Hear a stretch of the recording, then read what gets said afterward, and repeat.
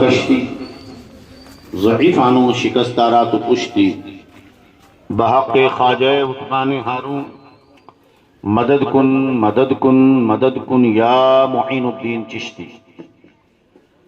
رفیقان محترم، محبان گرامی وقار، تمام اہتمام اور کمال محبت کے ساتھ اپنی اور ساری کائنات کے مرکز عقیدت، دونوں عالم کے آقا و مولا رحمت للعالمین شفیع المذنبین، روحی فدا ابی و امی و ارواحنا فدا سیدنا محمد الرسول اللہ صلی اللہ علیہ وسلم اور ان کی آل اور اصحاب پر بلند آواز سے درود پاک پڑھ لیں۔ اللہم صلی علی سیدنا و نبینا مولانا محمد طب القلوب ودوائها وعافیة الابدان وشفائها ونور الابصار وضیائها وعلى آلہ وصحبہ وبارک وسلم۔ صلاة و سلام علیک یا رسول اللہ صلی اللہ علیہ وسلم۔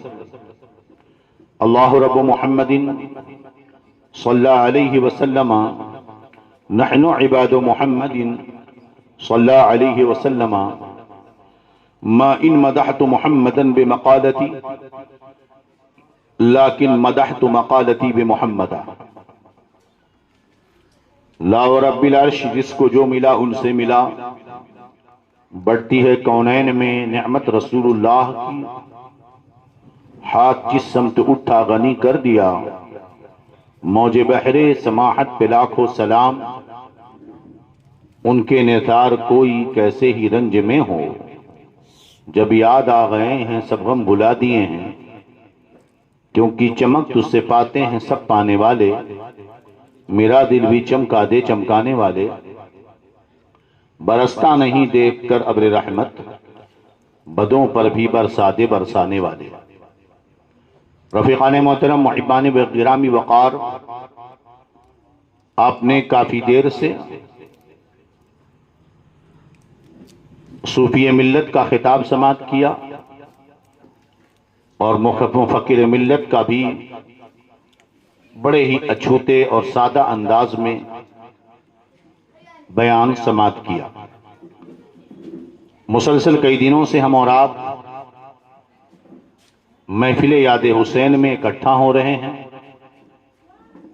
یقیناً یہ جمع ہونا اور ان کے ذکر کو سننا یہ علامت اور دلیل ہے کہ اللہ تعالی نے ہمیں یہ توفیق دی کہ ہمارے دلوں میں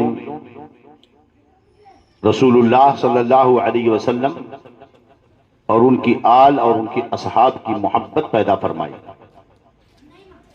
میں نے حدیث شریف کی تلاوت کی، آقا دو جہاں صلی اللہ علیہ وسلم کی بارگاہ میں ایک صحابی آئے اور انہوں نے پوچھا، متی الساعۃ یا رسول اللہ، یا رسول اللہ صلی اللہ علیہ وسلم قیامت کب آئے گی؟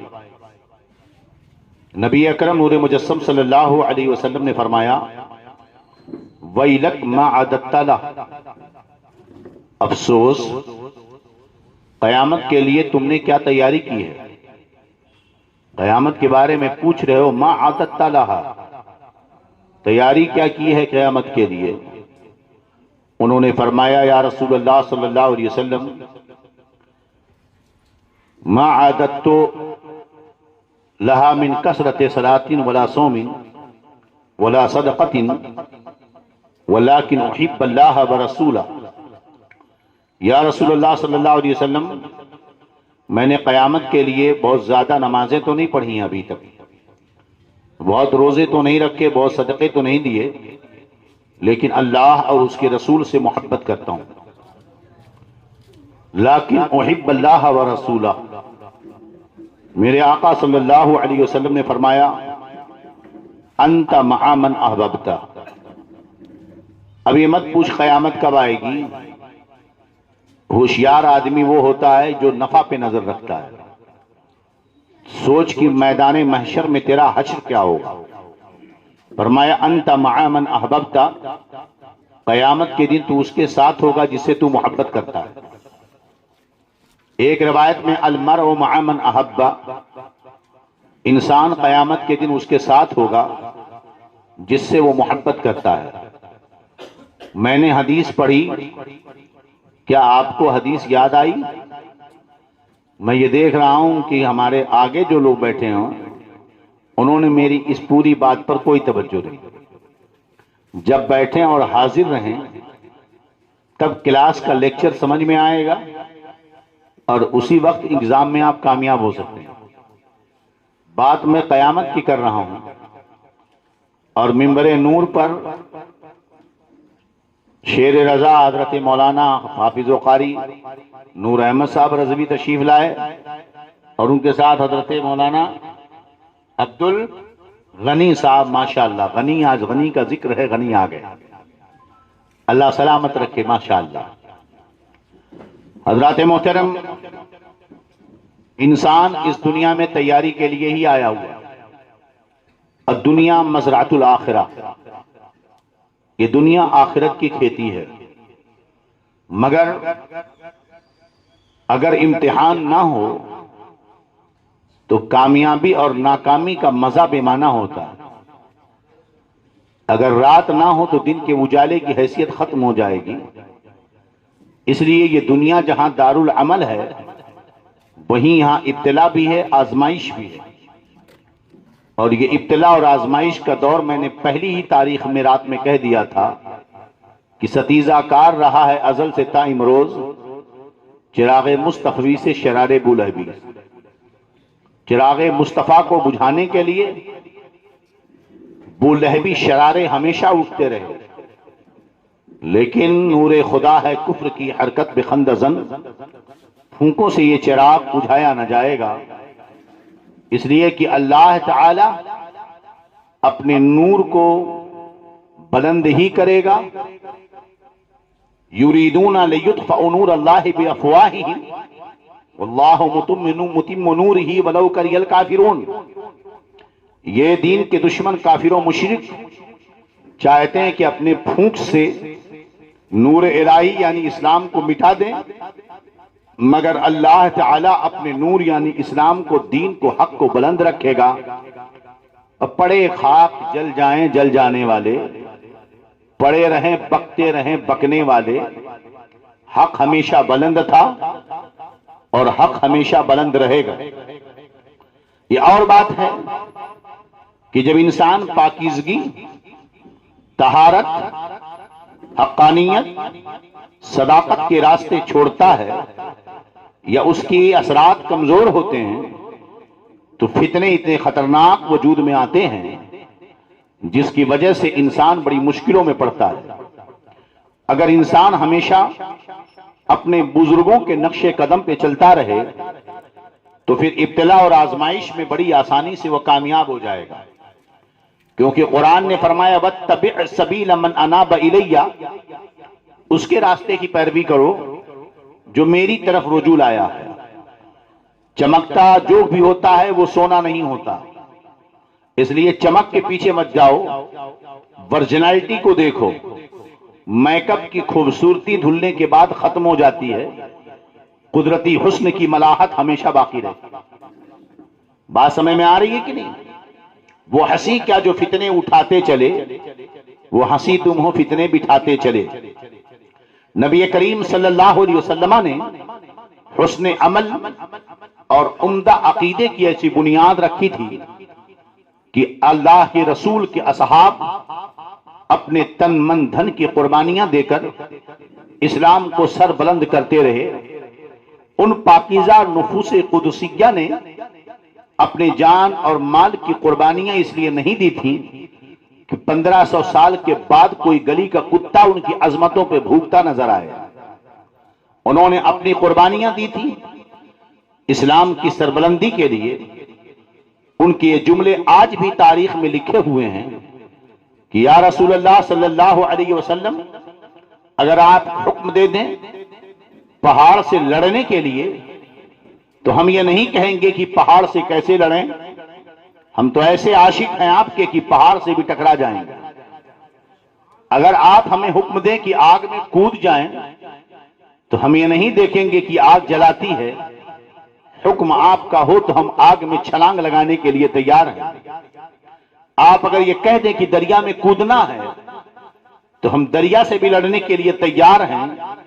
اقبال نے اسی کو کہا دشت تو دست ہے، دریا بھی نہ چھوڑے ہم نے، بحر ظلمات میں دوڑا دیے گھوڑے ہم نے۔ اے آبرود گنگا وہ دن ہے یاد تجھ کو، اترا تیرے کنارے جب کارواں ہمارا مغرب کی وادیوں میں، گونجی اذاں ہماری تھمتا نہ تھا کسی سے، سیلے رواں ہمارا باطل سے ڈرنے والے۔ اے آسمان نہیں ہم سو بار کر چکا ہے تو امتحان ہمارا۔ امت مسلمہ نے آپ دور فاروقی کا مطالعہ کریں اور اصحاب رسول کی استقامت کو دیکھیں کہ سیدنا ابو بکر صدیق رضی اللہ عنہ ہیں۔ ہر طرف سے ایک فتنہ نہیں تھا۔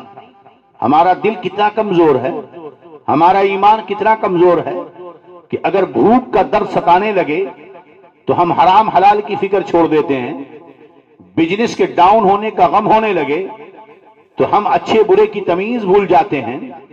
ہم اپنی سوسائٹی میں اپنی عزت بنانے کے لیے، اپنا شو دکھانے کے لیے ناجائز و حرام طریقے پر مال کا اکٹھا کرنے کی کوششیں کرتے ہیں، مگر تاریخ شاہد ہے کہ حضرت ابو بکر صدیق کے سامنے ایک طرف مدینہ کے ارد گرد دیہاتیوں نے اسلام کا انکار کر دیا، منافقین نے الگ سے فتنے شروع کیے، مشرکین اور لوگ اسلام پر حملے کی تیاریاں کر رہے ہیں، مدینہ کے اندر کچھ لوگوں نے زکوٰۃ کا انکار کر دیا، یمن کی سائٹ میں مسلمہ نے نبوت کا دعویٰ کر دیا، مٹھی بھر صحابہ ہیں، پوری دنیا اسلام کے خلاف ہے۔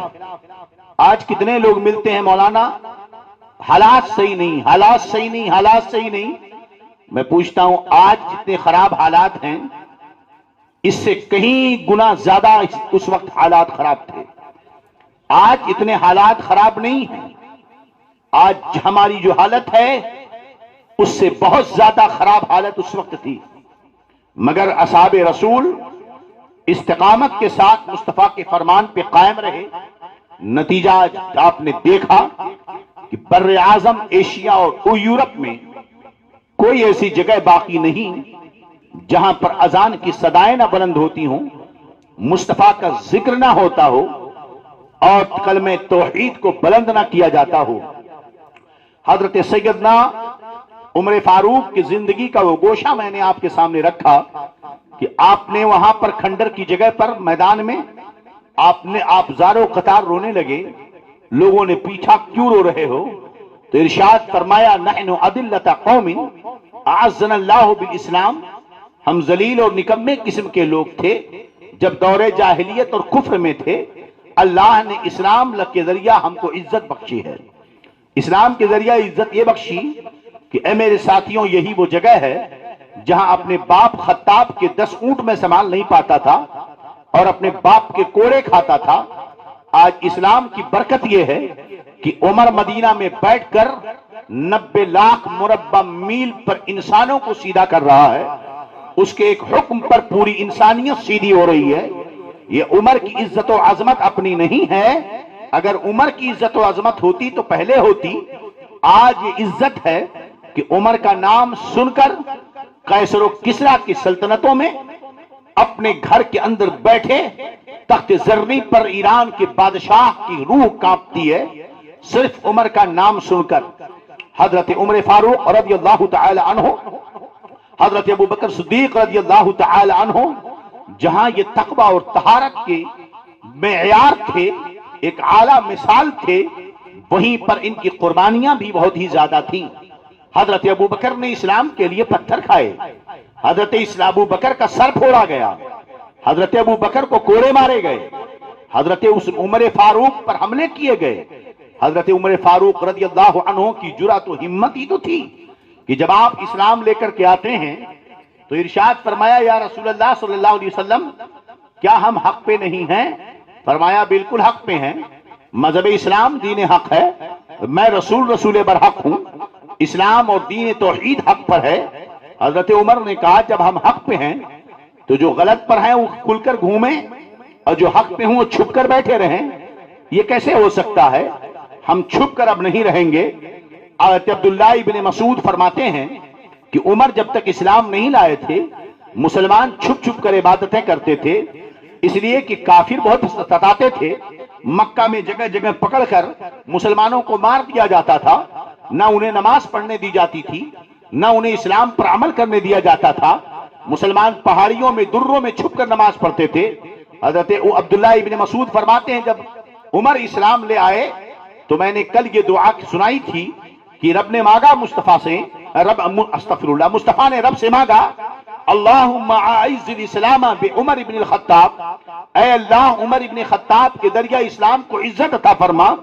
اعلیٰ حضرت نے فرمایا اجابت کا صحرا، عنایت کا جوڑا دلہن بن کے نکلی، دعائے محمد اجابت نے سن جھک کر گلے سے لگایا، بڑھی ناز سے جب دعائے محمد قبول ہوئی بارگاہ رب العزت میں دعا۔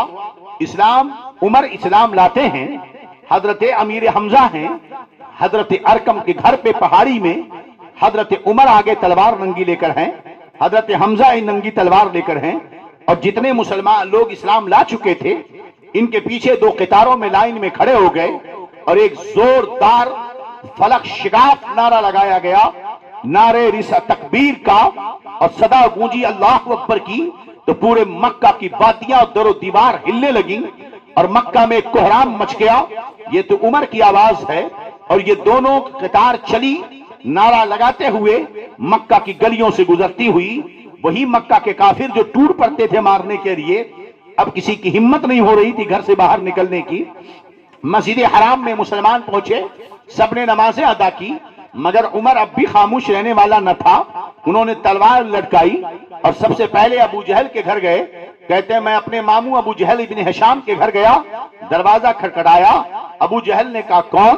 میں نے کہا میں عمر۔ کہا عمر کیسے آئے ہو؟ کہا میں اسلام لے آیا ہوں، مسلمان ہو گیا ہوں۔ ابو جہل نے کہا ارے ایسا مت کرنا بھانجے۔ آپ نے کہا باہر تو نکل، دروازہ بند کر لیا، کہا نہ میں باہر نہیں آتا، مگر یہ تم غلط کر رہے ہو، مسلمان مت ہو۔ حضرت عمر کہتے ہیں وہاں سے میں نکلا، دوسرے دروازے پر کھٹکھٹایا، اندر سے پوچھا کون؟ میں نے کہا عمر۔ کہا کیا ہوا؟ کہا میں اسلام لایا ہوں، باہر آ۔ اس نے کہا دروازہ بند کیا؟ کہا نہ بالکل ایسا مت کرنا، مگر وہ باہر نکلنے کے لیے تیار نہیں۔ حضرت عمر فرماتے یا اللہ میرے دوسرے ساتھی اسلام ظاہر کریں تو مارا جائے، اور عمر ظاہر کرتا تو کوئی سامنے نہیں آتا۔ ایک آدمی نے کہا عمر چاہتے ہو کہ تمہارا اسلام پھیل جائے، پورا مکہ جان لے کہ تم مسلمان ہو گئے؟ کہا ہاں۔ کہا جاؤ ٹھیلے پر ایک آدمی بیٹھا ہے اس جو اونچی پتھر پر، اس کے کان میں کہہ دو، وہ پورے گاؤں میں پنچایت کر دے گا۔ حضرت عمر گئے اس کے پاس، کہا میں مسلمان ہوں۔ فوراً کھڑا ہوا، اس نے چلایا اے مکہ کے لوگوں سن لو تعجب کی بات، عمر مسلمان ہو گیا ہے۔ پورے مکہ میں ہنگامہ۔ اب حضرت عمر، عبداللہ ابن مسعود کہتے ہیں عمر بیٹھے نہیں، پہلے کافر مارتے تھے، مگر عمر نے کیا کیا، جگہ جگہ لوگ گھیرتے تھے، 20-25 لوگ عمر پر ٹوٹ پڑتے، مگر عمر تھے کہ رکتے نہیں، عمر انہیں مارتے، وہ عمر کو مارتے، جم کر کے جو ہے فائٹنگ ہوتی، جم کے گھوسے منہ کے چلتے، اور حضرت عمر مار مار کر ان کے بحال کرتے، ڈھونڈ ڈھونڈ کر جگہ جگہ اتنا پکڑ پکڑ کر کے پیٹا کہ سارے کافر تھک گئے، اور اس کے بعد مسلمانوں کو چھیڑنا انہوں نے بند کر دیا۔ چنانچہ حضرت عمر کی جاہ و جلال کا یہ عالم تھا۔ اب یہ عمر ایک دن بیٹھے ہوئے ہیں، مسلم کی روایت ہے، حضرت عمر فاروق رضی اللہ عنہ نے پوچھا کہ آپ لوگ میں سے وہ فتنہ کون جانتا ہے جو فتنہ آنے والا ہے؟ ایک صحابی کھڑے ہوئے، انہوں نے کہا ہاں نبی کی حدیث مجھے یاد ہے کہ بیوی فتنہ ہے۔ میں حضرت عمر نے کہا نہ یہ فتنہ نہیں پوچھ رہا ہوں، مال فتنہ ہے؟ کہا نہیں یہ فتنہ نہیں پوچھ رہا ہوں۔ اولاد فتنہ ہے؟ کہا یہ فتنہ نہیں پوچھ رہا ہوں۔ دنیا فتنہ ہے؟ کہا اس فتنے کے بارے میں نہیں پوچھ رہا ہوں، یہ فتنے آتے جاتے رہتے ہیں، میں اس فتنے کے بارے میں پوچھ رہا ہوں الذی تموج کموج البحر، جو سمندر کی لہروں کی طرح آئے گا۔ آپ نے سمندر کی لہریں دیکھی ہیں؟ سمندر کے کنارے گئے ہو؟ میں تو سمندر کے کنارے ہی رہتا ہوں، لہریں آتی ہیں آتی ہیں آتی ہیں، کبھی سمندر کی لہریں ٹوٹتی نہیں، کنٹینیو آتی رہتی ہیں۔ حضرت عمر کہتے ہیں میں وہ فتنہ پوچھ رہا ہوں جو سمندر کی لہروں کی طرح آئے گا اور اسے بڑا خطرناک ہوگا۔ ایک صحابی کھڑے ہوئے، کہا ہاں مجھے رسول اللہ صلی اللہ علیہ وسلم کی وہ حدیث یاد ہے، مگر اے عمر تمہیں غم کرنے کی ضرورت نہیں ہے، لأن بینک و بینہ باب مغلق، اس لیے کہ تیرے درمیان اور اس فتنے کے درمیان ایک دروازہ ہے جو بند ہے، قریب ہے کہ وہ توڑ دیا جائے گا۔ حضرت عمر نے کہا اچھا وہ دروازہ توڑ دیا جائے گا، اگر کھول دیا جاتا اور فتنے اندر آتے، مار پیٹ کر دھل دھل کر صاف کر کے دروازہ بند کر دیا جاتا، لیکن ٹوٹ جائے گا تو دروازہ بند نہیں ہو سکتا ہے۔ اس کے بعد حضرت عمر نے افسوس کیا، مجلس ختم ہو گئی، لوگ جانے لگے۔ جنہوں نے یہ حدیث سنائی تھی ایک ساتھی نے پوچھا یہ بتاؤ وہ دروازہ کون ہے؟ کہا نہیں جانتے وہ دروازہ کون ہے؟ کہا کون ہے؟ کہا وہ دروازہ عمر ہے، جب تک عمر ہیں اسلام میں فتنہ نہیں آئے گا، اور ایک دن عمر شہید کر دیے جائیں گے، اسلام میں فتنہ داخل ہونا شروع ہو جائے گا۔ انہوں نے پوچھا یہ بتاؤ کیا عمر کو پتا ہے کہ وہ دروازہ خود عمر ہے؟ فرمایا ہاں اللہ کی قسم وہ دروازہ عمر ہے، اور عمر کو خود معلوم ہے کہ وہ دروازہ میں ہوں اور مجھے ایک دن شہید کر دیا جائے گا۔ جب ان کے گدا بھر دیتے ہیں شاہان زمانہ کی جھولی، محتاج کا جب یہ عالم ہے، مختار کا عالم کیا ہوگا؟ جب عمر کو اپنی موت کا پتہ ہے، انہیں اس غیب کی خبر ہے، قرآن کہتا ہے کون کب کیسے کہاں مرے گا یہ غیب کی خبریں ہیں، مگر عمر کو پتہ ہے کہ میں وہ دروازہ ہوں، جب تک میں ہوں فتنہ اندر نہیں آئے گا اور ایک دن مجھے شہید کر دیا جائے گا۔ کل میں نے بتایا حضرت عمر فاروق کو شہید کر دیا گیا۔ اب اس کے بعد لوگوں کو خلافت کا مسئلہ سامنے آیا۔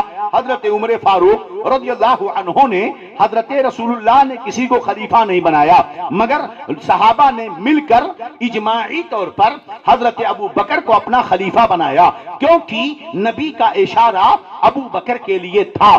سارے صحابہ نے اتفاق کر لیا، پوری ذخیرے حدیث میں کہیں پر بھی حضرت ابو بکر کی بیعت پر کوئی اختلاف نہیں ہے۔ جو لوگ اختلاف کا ذکر کرتے ہیں وہ اختلافات واقعات و درائب کے اعتبار سے عقل کی کسوٹی پر، تاریخ کی کسوٹی پر صحیح نہیں اترتے ہیں، لہذا حضرت ابو بکر کی خلافت پر سب نے بیعت کی۔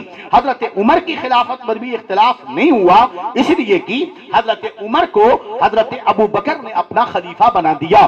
چنانچہ حضرت علی مرتضی رضی اللہ تعالی عنہ سے کوفہ میں دو لوگوں نے پوچھا یہ بتاؤ آپ سے بہتر یہ جواب کوئی نہیں دے گا، لوگ کہتے ہیں کہ حضرت ابو بکر کو خلیفہ بنا دیا گیا، اس کے بعد عمر کو خلیفہ بنا دیا گیا، اس کے بعد عثمان کو خلیفہ بنا دیا گیا۔ چونکہ رسول اللہ صلی اللہ علیہ وسلم نے خلیفہ علی کو بنایا تھا، ان تینوں نے ایک بعد دیگرے علی کے حق کو دبایا ہے، علی پر ظلم کیا ہے۔ کیا رسول اللہ نے آپ کو آپ کے خلیفہ بلا فصل ہونے کی وصیت کی تھی؟ کیا آپ کو رسول اللہ نے کچھ لکھ کر کے دیا تھا؟ حضرت علی فرماتے اللہ کی قسم رسول اللہ صلی اللہ علیہ وسلم نے مجھے کوئی خلیفہ بننے کی وصیت نہیں دی تھی۔ اللہ کی قسم اگر رسول اللہ صلی اللہ علیہ وسلم مجھے کوئی وصیت کرتے خلیفہ بننے کی تو علی ان ہاتھوں سے ان تینوں کو کبھی خلافت پر کھڑا نہیں ہونے دیتا، میں انہی ہاتھوں سے ابو بکر کو بھی قتل کر دیتا، عمر کو بھی قتل کر دیتا، عثمان کو بھی قتل کر دیتا، اگر رسول اللہ نے میری خلافت کا کچھ پیغام دیا ہوتا۔ لیکن رسول اللہ نے کوئی پیغام میری خلافت کا نہیں لکھا ہے، یہ تینوں حق پر تھے اس لیے میں نے ان تینوں کی بیعت کی ہے۔ اگرچہ کوئی صحابی میرے ساتھ نہ ہوتا تب بھی میں ان کو تخت خلافت پر بیٹھنے نہیں دیتا۔ اب آپ بتائیے، نہیں سمجھ میں آ رہا ہے؟ تخت خلافت پہ بیٹھنے نہیں دیتا۔ پھر فرماتے ہیں کہ تمام صحابہ نے حضرت ابو بکر کو اپنا خلیفہ بنایا، کسی میں کوئی اختلاف نہیں تھا۔ میں نے اس لیے ابو بکر کی خلافت پر بیعت کر لی کیونکہ رسول اللہ صلی اللہ علیہ وسلم کہ اچانک آپ کو موت نہیں آئی، نہ ہی کسی نے اچانک آپ کو شہید کیا، بلکہ آپ بیمار تھے، کافی دن تک زندہ رہے، اور آپ نے اپنے زندگی میں حضرت ابو بکر کو نماز پڑھنے کا حکم، پڑھانے کا حکم دیا۔ ان کی بیویوں میں سے یعنی حضرت عائشہ نے نماز پڑھانے سے روکنے کی بات کی، نبی ناراض بھی ہوئے اور ارشاد فرمایا تم سب یوسف والیاں ہو، ابو بکر کو کہو نماز پڑھانے کے لیے۔ جب نبی نے ابو بکر کو ہمارے دین کے لیے پسند کیا تو ہم نے اپنی دنیا کے لیے ابو بکر کو پسند کر لیا، اس لیے کہ خلیفہ نبی کا نائب ہوتا ہے اور نبی دین بھی قائم کرنے کے لیے آتا ہے، دنیا بھی قائم کرنے کے لیے آتا ہے۔ جب نبی نے دین کے لیے ابو بکر کو خلیفہ بنایا تو ہم نے دنیا کے لیے ابو بکر کو اپنا خلیفہ بنا لیا، وہ دین کے لیے بھی بنے اور دنیا کے لیے بھی۔ اور ہم میں سمجھ میں آ رہی ہے بات؟ کہیں ایسا تو نہیں آپ لوگ بھی علی کی خلافت چاہتے ہو؟ شیعہ چاہتے ہیں؟ یہ بتانا ضروری ہے، ہمیشہ جنگ چلی آ رہی، تبھی سے شروع ہے جنگ۔ بات سمجھ میں آ رہی کہ نہیں؟ فرماتے ہیں کہ رسول اللہ صلی اللہ علیہ وسلم نے ابو بکر ہم میں اس کے حقدار تھے، ہم میں سب سے بہتر تھے، ہم میں سب سے افضل تھے۔ اب وہ کہتے ہیں نہیں، علی سب سے افضل تھے، علی سب سے افضل تھے۔ تو میں نے کہا کہ علی سے پوچھ لو کہ بخاری شریف میں محمد بن حنفیہ جو حضرت علی کے بیٹے ہیں، انہوں نے خود حضرت علی سے پوچھا، اے علی یہ بتاؤ ابو جان کہ ایو الناس خیر بعد نبیہا، اس امت میں نبی کے بعد سب سے افضل کون ہے؟ تو حضرت علی نے فرمایا ابو بکر۔ فرمایا پھر؟ کہا عمر۔ کہا اب اگر پوچھتا تو عثمان کا نام لیتے، اس لیے میں نے کہا اس کے بعد آپ۔ تو حضرت علی خود کہتے ہیں ہم میں سب سے افضل کون؟ حضرت ابو بکر ہیں، ابو بکر ہیں۔ ابو بکر کی اثار و قربانی کا کوئی جواب نہیں۔ حضرت ابو بکر کی خلافت رہی۔ حضرت علی فرماتے ہیں میں ابو بکر کے ساتھ رہا، میں ابو بکر کے ساتھ رہا، جن جنگوں میں انہوں نے بھیجا میں نے جنگیں لڑی، مجھے انہوں نے جو کام دیا میں نے وہ کام کیا، میں نے ان کی مدد کی، ان کے کندھے سے کندھا ملا کر کھڑا رہا۔ اتنا ہی نہیں، عدالت کی ذمہ داری میرے ہاتھ میں تھی۔ حضرت عمر جب حضرت ابو بکر کے ہاں جب فیصلہ ہوتا کہ فلاں مجرم کو سزا دی جائے تو سزا میں خود دیتا تھا، یعنی سزا دینے کی ذمہ داری یہ حق مجھے دیا گیا تھا۔ تو پتہ حضرت علی کہتے ہیں میں ابو بکر کے ساتھ رہا، ابو بکر کی مدد کرتا رہا، جو انہوں نے دیا میں نے وہ لیا، جس کام کے لیے کہا وہ میں نے کیا، ان کے حکم پر میں نے جنگیں لڑی ہیں، اور جس کو سزا دینے کے لیے کہا میں ابو بکر کی پوری زندگی اسے سزا دیتا رہا۔ پھر اس کے بعد حضرت ابو بکر نے اپنے درمیان سب سے بہتر جس کو جانا یعنی عمر فاروق کو خلیفہ بنایا۔ چونکہ عمر اس کے حقدار تھے اس لیے میں نے عمر کی بھی بیعت کی، اور صحابہ میں کسی نے عمر کی بیعت پر اختلاف نہیں کیا، سب نے متفقہ ان کی بیعت کر لی۔ میں نے بھی ان کی بیعت کی، میں ان کے ساتھ رہا، میں ان کی مدد کرتا رہا، کندھے سے کندھا ملا کر کے رہا، جو وہ دیتے تھے میں لیتا تھا، جسے روکتے تھے میں رکتا تھا، جہاں لڑائی کے لیے بھیجتے تھے لشکر میں جاتا تھا، جب کسی کو سزا دینے کا حکم دیتے تو میں ان کے بھی خلافت میں سزائیں دیتا رہا۔ پھر اس کے بعد حضرت عمر فاروق نے اپنی خلافت کے بعد جب وہ شہید ہونے والے ہو گئے، مرنے سے پہلے انہوں نے ایک مجلس شورا قائم کی۔ اگر وہ چاہتے تو کسی کو منتخب کر دیتے۔ اب میں نے یہ سوچا کہ ابو بکر خلیفہ ہو چکے، عمر خلیفہ ہو چکے، اب یہ عمر جو ہے کسی اور کو خلیفہ نہیں بنائیں گے۔ میری جو قرابت رسول اللہ سے ہے، میرا جو رشتہ رسول اللہ سے ہے، میری جو قربت رسول اللہ سے ہے، اب عمر کو مجھے خلیفہ بنانے میں کوئی اعتراض نہیں ہوگا، یقیناً عمر مجھے یہ خلیفہ بنائیں گے۔ مگر عمر نے مجھے خلیفہ نہیں بنایا، بلکہ انہوں نے ایک کمیٹی بنائی اور کمیٹی کے ذمہ یہ کام دے دیا۔ حضرت علی فرماتے ہیں کہ عمر فاروق نے کمیٹی کی ذمہ یہ کام اس لیے دیا، شاید وہ اس لیے ڈرے کہ کوئی خلیفہ بن جائے اور کچھ غلطی کر بیٹھے تو قبر میں اس کا جواب کیوں دوں، اس لیے کمیٹی بنا دوں، کمیٹی فیصلہ کرے گی، وہ ذمہ دار ہوں گے، جواب دہ ہوں گے۔ اس خدا کے ڈر سے حضرت عمر نے اپنی جگہ کسی کو خلیفہ نہیں بنایا، یہاں تک کہ انہوں نے اپنے بیٹے کو بھی خلیفہ نہیں بنایا۔ کچھ لوگوں نے یہ کہا اے عمر دنیا سے جانے سے پہلے اپنے بیٹے عبداللہ ابن عمر کو خلیفہ بنا دو۔ حضرت عمر جلال میں آئے، ارشاد فرمایا تم کیسی غلط بات کی مجھے نصیحت کر رہے ہو، میں اپنے اس بیٹے کو خلیفہ کیسے بنا دوں جس کو اپنی بیوی کو طلاق دینے کا بھی ڈھنگ نہیں ہے۔ بات سمجھ میں آ رہی؟ اللہ اکبر۔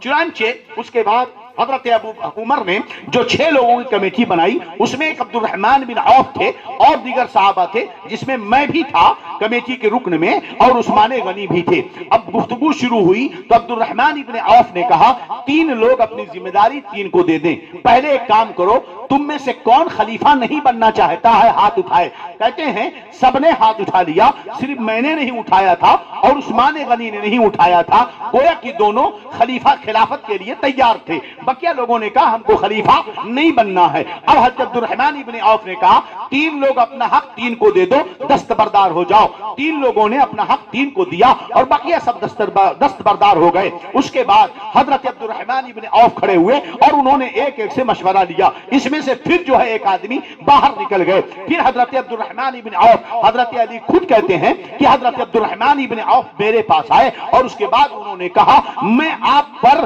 حضرت ابو بکر، حضرت عمر کی سنت کے مطابق آپ کے ہاتھ پر بیعت کرتا ہوں، کیا کروں؟ تو کیا آپ تیار ہیں؟ حضرت علی نے کہا میں تیار نہیں ہوں۔ چنانچہ میں نے عثمان غنی سے کہا، وہ تیار ہو گئے، اس لیے میں نے ان کی بیعت کر لی۔ ایک روایت یہ ہے۔ دوسری روایت یہ ہے عبد الرحمن حضرت علی کہتے ہیں کہ عبد الرحمن ابن عوف میرے پاس آئے اور میرے پاس آنے کے بعد وہ کہتے ہیں یہ بتاؤ آپ مجھ سے وعدہ لیجئے کہ میں جس کے ہاتھ پر بیعت کروں گا، میں جس کے ہاتھ پر بیعت کروں گا اس کے ہاتھ پر آپ بیعت کر لو گے، آپ راضی ہو جاؤ گے۔ میں نے وعدہ کر لیا کہ آپ جس کو خلیفہ مانو گے میں اسے خلیفہ مان لوں گا۔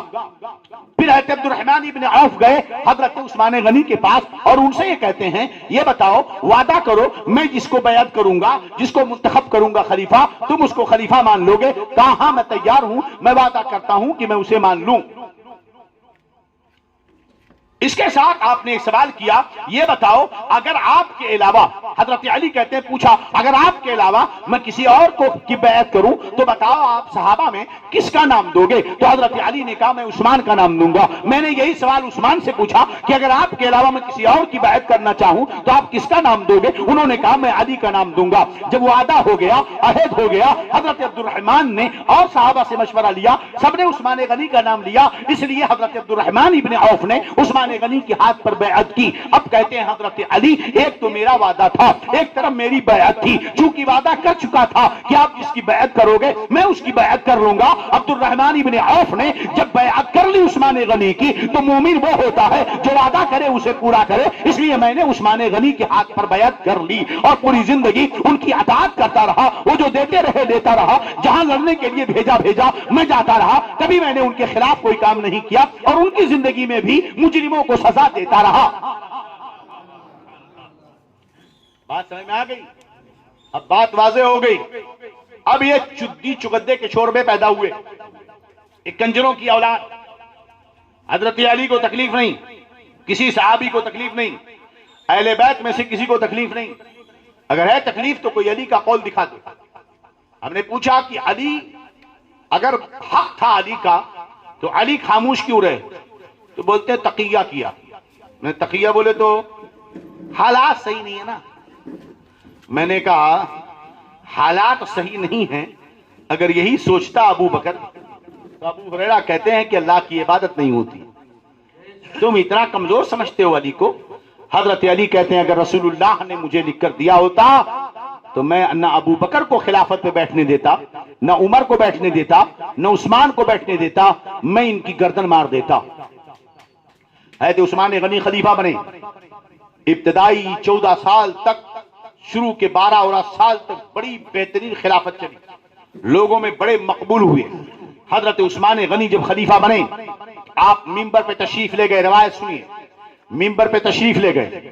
آپ جب ممبر پہ گئے تو پہلی سیڑھی پر چڑھے، دوسرے پر، تیسرے پہ چلے گئے، چونکہ جو ممبر بنا تھا، ممبر میں 3 سیڑھیاں ہوتی ہیں، خطبے کی سیڑھیوں میں 3 زینے ہوتے ہیں۔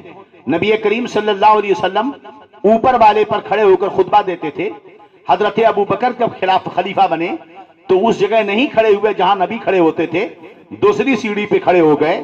حضرت ابو بکر جب دنیا سے گئے، حضرت عمر خلیفہ بنے تو وہاں کھڑے ہوئے جہاں حضرت ابو بکر کھڑے ہوتے تھے وہاں نہ کھڑے ہوئے، نبی جہاں کھڑے ہوتے تھے وہاں نہ کھڑے ہوئے، سب سے نیچے والی سیڑھی پر کھڑے ہو کر خطبہ دیا۔ جب عثمان غنی کا دور آیا، آپ خلیفہ بنے، تو اب تینوں سیڑھیاں تو ہو چکی تھیں، پہلے پر رسول اللہ، دوسرے پر ابو بکر، تیسرے پر عثمان، اور تیسرے پر ابو جو ہے کیا کہتے ہیں حضرت عمر.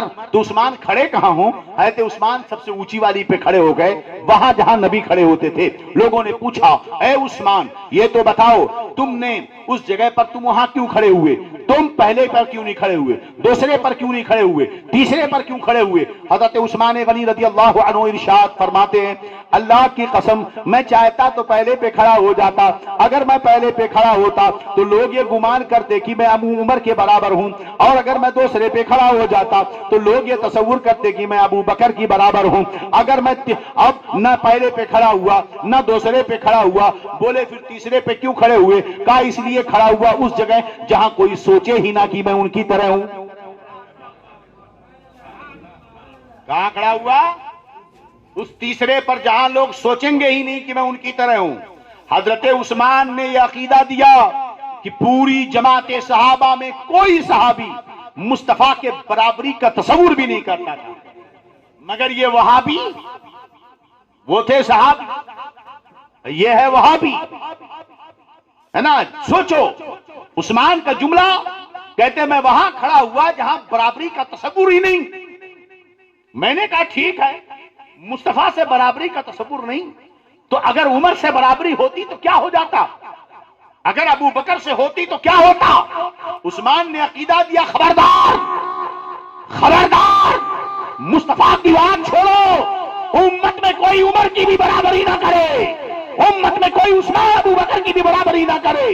جب عثمان برابری کرنے کی ہمت نہیں کر سکتا ہے تو آج دوستان کا کوئی ملا کوئی وہابی ٹنڈا کیسے رسول اللہ کی برابری کا دعویٰ کرتا ہے؟ سمجھ بات آ رہی کہ نہیں؟ ہاں کون عمر ہیں، کون عمر ہیں، کون ابو عثمان ہیں، کون عثمان ہیں؟ اللہ اللہ اللہ، یہ عثمان ہیں، یہ عمر ہیں، ابو بکر ہیں. میرے حدیث شریف میں میرے آقا صلی اللہ علیہ وسلم حضرت ابو بکر صدیق کے ساتھ، حضرت عمر فاروق کے ساتھ، حضرت عثمان غنی کے ساتھ احد پہاڑ پر گئے. احد پہاڑ کون سا پہاڑ ہے؟ ارے ظالموں ثم قست قلوبکم فہی کالحجارہ او اشد قسوہ ان من الحجارۃ لما يتفجر منه الانہار. جو آدمی نبی کا گستاخ ہوتا ہے اس کا دل پتھر سے بھی زیادہ سخت ہوتا ہے. سمجھے کہ نہیں؟ احد پہاڑ پتھر کا ہے مگر وہ نبی سے محبت کرتا ہے، مگر وہ نبی سے محبت کرتا ہے. میرے نبی احد پہاڑ پہ ہیں، ایک طرف ابو بکر ہیں، عمر ہیں، عثمان ہیں. احد پہاڑ محبت میں جھومنے لگا.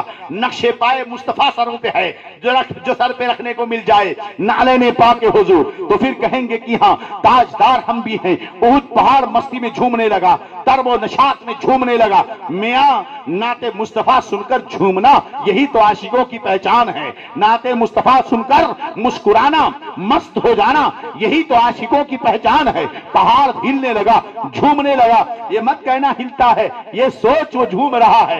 آج آمد مصطفیٰ ہوئی، آج آمد مصطفیٰ ہوئی ہے کیونکہ نثار تیری چہل پہل پر ہزاروں عید ربیع الاول سوائے ابلیس کے جہاں میں سبھی تو خوشیاں منا رہے ہیں. میاں وہ جہاں آئے سنا ابھی نہیں، وہ جہاں سے جدھر سے گزرا ہر ایک راستہ مہکتا ہے. میرا نبی جہاں گزرا گزر گئی صدیاں، جب میں وہ جہاں سے گزرا ہر ایک راستہ مہکتا ہے. جب اس کا نام لو حرف ادا مہکتا ہے. میرا نبی وہاں گزرا گزر گئی صدیاں مگر ابھی بھی وہ غار ہرا مہکتا ہے. مصطفیٰ گزرے تو علی اس پہاڑ کے پتھر کو دیکھ میں اسے پہچانتا ہوں. آقا کیسے پہچانتے ہیں؟ کہا میں نے اعلان نبوت تو نہیں کیا تھا مگر جب گزرتا تھا یہ پتھر وہاں سے کہتا تھا الصلاۃ والسلام علیک یا رسول اللہ. ابے پہاڑ پہچانتا ہے الصلاۃ والسلام علیک یا رسول اللہ. ابے ٹنڈا کہتا ہے حرام ہے، شرک ہے، بدعت ہے. ابے تم سے اچھا تو پتھر ہے جو نبی کو دیکھ کر کہتا الصلاۃ والسلام علیک یا رسول اللہ. احد پہاڑ ہلنے لگا. میرے نبی نے پیروں کی ٹھوکر ماری، اینڑیاں ماری. اثبت احد، اثبت احد. اے اونٹ ٹھہر جا. ما علیک الا نبی و صدیقا و شہیدان.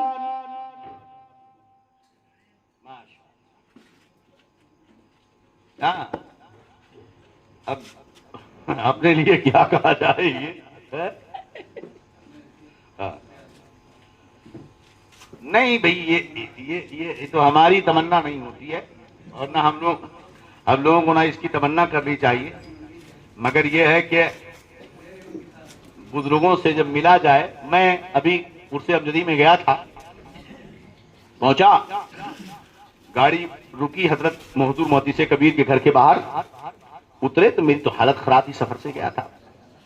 مفتی تاج الفقہ مفتی اختر حسین صاحب کی گاڑی تھی، انہی کے ساتھ گئے تھے. انہوں نے کہا ایودھیا اتریے، پھر ساتھ میں آپ کو لے کے چلتے ہیں. گئے، اترے تو جانے لگے تو کہنے لگے کچھ لائے نہیں ہے. میں نے کہا کہاں، میں ایئرپورٹ اترا، 1.5 گھنٹہ ایئرپورٹ میں بیٹھا رہا، آپ کی گاڑی آئی، یہاں پہنچا، پھٹ سے ادھر نکلے، لیٹ ہو گیا، کچھ نہیں لیا. تو کہہ رہے ہیں کہ بزرگوں کی بارگاہ میں حاضری کا سلیقہ ہوتا ہے کہ جب جاؤ تو کچھ لے کے جایا کرو. یہ صرف آپ کو نہیں بتایا جاتا، یہ ہمیں بھی سکھایا جاتا ہے، لیکن نہیں. ہاں آتے ہیں کچھ لوگ، اللہ رحم کرے، اچھے بچے محبت کرتے ہیں، تبھی تو. حضرت آپ کا عطر بڑا اچھا دے دو، حضرت امامہ بڑا اچھا دے دو، ان کی محبت ہے. پین دے دو، حضرت مانگتے ہیں، تبرک دے دو. ہم نے کہا کہ حضور محدث کبیر کا کچھ تبرک مل جائے. ایسے تھوڑی ہوتا ہے، پہلے جبے کا کپڑا پیش کیجئے، پھر اس کے بعد حضرت نہیں فرماتے تھے. حضرت کی بات میں، حضرت تو وہ سخی ہے، ہاں وہ پیروں میں لاجواب، علماء میں لاجواب، محدثوں میں لاجواب، فقیہوں میں لاجواب، عالموں میں لاجواب. چراغ لے کر زمین کی تہوں میں جاؤ گے نا تو اس دور میں محدث کبیر جیسا نہیں پاؤ گے. ہاں لوگوں نے کوٹھیاں بنائی ہیں، 1 سال میں بلڈنگیں کھڑی کی ہیں لوگوں نے. 10 فلیٹ خریدے ہیں مریدوں کے نذرانے سے، مگر محدث کبیر نے کبھی قوم کی دولت پہ نظر نہیں رکھی. آج بھی وہی حال ہے. اللہ سلامت رکھے میرے محدث کبیر کو. خیر بات آئی تو کہاں میں ذکر کر رہا تھا، احد ما علیک الا شہید، ما علی علیک الا نبی وصدیقا وشہیدان. اور ٹھہر، اس لیے کہ تیرے اوپر ایک نبی ہے، ایک صدیق ہے، 2 شہید ہیں. میں نے کہا بے ٹنڈو آؤ. کون تھے؟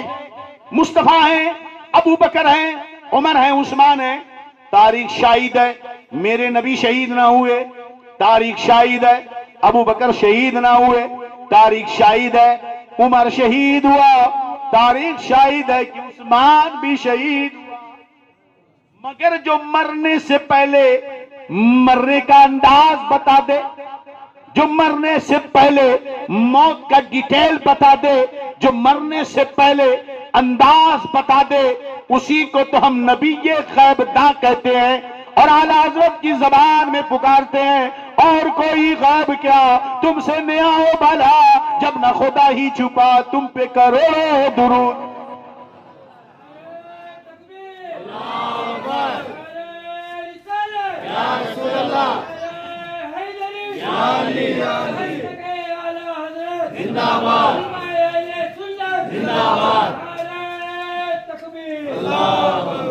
لا لا لا جواب لے آ، ذرا پوچھ کے جواب لے آ. قرآن کہتا ہے لا تدری نفس بأی ارض تموت. قرآن کہتا ہے کوئی جان نہیں جانتی کہ وہ کہاں مرے گی. وَمَاذَا تَكْسِبُ غَدًا، اور کل وہ کیا کرے گی. مگر ابھی عثمان کو شہید ہونے میں، ابھی عثمان کو شہید ہونے میں بہت کم جوڑو گے تو کم سے کم 30 سال باقی ہے. ابھی عمر کو شہید ہونے میں کم سے کم 20 سال باقی ہے. اگر فرض کر لو کہ آخری وقت تھا تو ابو بکر کی خلافت کو 3 سال، عمر کی خلافت کو 12 سال، 12 3 15 سال کے بعد عمر شہید ہونے والا ہے. مگر 15 سال پہلے مصطفیٰ کہتے ہیں وہ سن میں تجھے خبر دیتا ہوں کہ مجھ پر عمر ہے جو شہید ہوگا. اب عمر کی خلافت کے بعد 14 سال جوڑو حضرت عثمان کا, اب یہ کتنا ہو گیا؟ پورے 30 سال. تو اب پکڑ کے جوڑ کے بیٹھو, اتنی بھی آئے دیکھو, بہت کم پکڑو گے تو 25 پکڑ لو. 25 سال پہلے نبی غیب داں کہہ رہا ہے احد سن, میں تجھے خبر دے رہا ہوں کہ عثمان شہید ہے. عقیدہ اہل سنت مسلک اعلی حضرت بریلویوں کا ثابت ہوا کہ نہیں؟ ہمیں جو چڑھتے ہیں وہ چڑھتے رہے, ہاں ہم بریلوی ہیں, یہ میرا ٹائٹل ہے. عقیدہ میرا اہل سنت ہے, میں مذہباً حنفی ہوں. عقیدہ میرا اہل سنت والجماعت ہے, مذہب میرا حنفی ہے, مشرب میرا قادری ہے, ٹائٹل میرا بریلوی ہے. ابے چور ہو ڈرے لفظ بریلوی سے, کیونکہ بریلوی کا معنی دیو کا بندہ نہیں ہوتا. تم چڑھو دیوبندی سے, ہم نہیں چڑھو. ابے تمہیں تمہارا نام مبارک, ہمیں ہمارا نام. بات سمجھ میں آ رہی کہ نہیں؟ اللہ اکبر. حضرت عثمان حضرت عمر ہے. وہ ٹھہر گیا. مورخ لکھتا ہے کہ اقبال گیا تھا یورپ. ایک عیسائی پروفیسر نے, رائٹر نے کہا یہ تمہاری کتاب میں ملتا ہے کہ تمہارے نبی اود پہاڑ پہ تھے, اود پہاڑ ہلنے لگا اور پیر کی ٹھوکر سے ٹھہرا دیا نبی نے, اور کہا کہ تجھ پر ایک نبی ہے, ایک صدیق ہے, 2 شہید ہیں. یہ مینڈ کام نہیں کرتا, یہ بمپر ہے. وہ کون سے بال بولتے, سر کے اوپر سے جانے والا باؤنسر ہے. اقبال کہتا ہے تم عیسائی ہو اس لیے ایسی بات کرتے ہو. ہم سے پوچھو نا, وہ تو نبی تھے. اللہ کی قسم, رب کی عزت کی قسم, اگر پکا مومن پیر مار دینا زمین کا زلزلہ رک جائے. تم نبی کی بات ہاں, پہلے اپنے اندر تو شان پیدا کر, تیری ٹھوکر سے ٹھہر جائے زمین, ایسی اپنی شان پیدا کر. سمجھے کہ نہیں؟ سوچو وہ کون لوگ تھے جنہوں نے دریائے دجلہ پہ گھوڑے دوڑائے تھے؟ عقل مانتی ہے؟ نہیں مانتی. وہ کون تھا جس نے نیل کو حکم دیا تھا اے نیل تجھے آرڈر ہے عمر کا, اگر خدا کی مرضی سے بہتا تھا تو بہ, اور اگر اپنی مرضی سے چلنا ہے تو تیری عمر کو ضرورت نہیں, ہم پیاسے رہ لیں گے مگر شریعت کے خلاف کام نہیں کریں گے. نیل نے کہا یہ عمر کا جلال ہے, اگر نہیں مانی تو کیا ہوگا, اگر نہیں مانی تو کیا ہوگا. بہنا شروع ہو گیا. سمجھ رہے ہیں کہ نہیں؟ ایسے آسماں ہمارے ہاں آئے ہیں. اللہ اکبر. حضرت سیدنا ابو عثمان غنی رضی اللہ عنہ جب خلیفہ بنتے ہیں, یہ معمولی بات نہیں ہے. آپ کی عظمت و شان اتنی بلند ہے کہ ایک مرتبہ بیعت رضوان کے موقع پر میں جو درخت کے نیچے بیعت لی گئی, حضرت عثمان غنی اس بیعت میں موجود نہیں ہیں. میرے نبی نے اپنا ہاتھ لیا, دونوں اپنا ہاتھ لیا, کہا یہ ہاتھ محمد کا ہے, یہ ہاتھ عثمان کا ہے. اپنا ہاتھ اپنے ہاتھ میں دے کر کہا میں نے عثمان کی طرف سے اپنے ہاتھ پر بیعت کی ہے, عثمان کا ہاتھ میرے ہاتھ میں ہے. سوچو عثمان کا اگر اپنا ہاتھ ہوتا تو مصطفیٰ کے ہاتھ سے افضل نہ تھا. اوروں نے اپنا ہاتھ دیا نبی کے ہاتھ میں, مگر عثمان کا ہاتھ نہ تھا. مصطفیٰ نے اپنے ہاتھ کو عثمان کا ہاتھ کرا. واہ بھائی, سب سے پہلے آپ ہی بیمار ہوں گے. دیکھو لڑکے پہلے بھاگتے ہیں, جو نوجوان ہیں وہ بھاگتے ہیں. میں بزرگوں کو بچانا چاہیے.